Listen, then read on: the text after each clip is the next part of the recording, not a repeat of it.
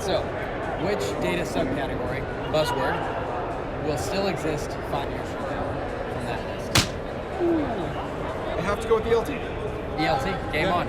And which one won't exist 5 years from now? Or which ones won't exist 5 years from now? Metric layer,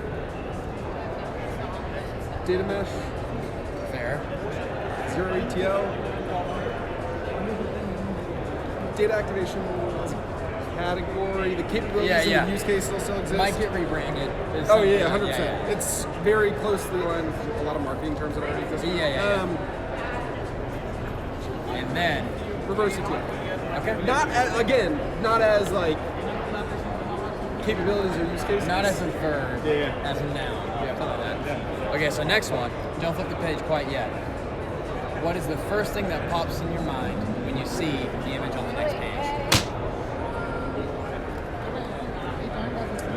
Why do we have this many tools?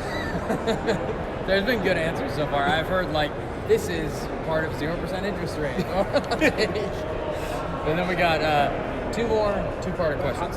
So number one, what soft skill do you think data teams need to focus on for the rest of 2023? If you could pick one. Actually identifying things that are high value to the business. Okay. And second part of that, what hard skill do you think data teams need to focus on? It could be like SQL, Python, could be something else that's...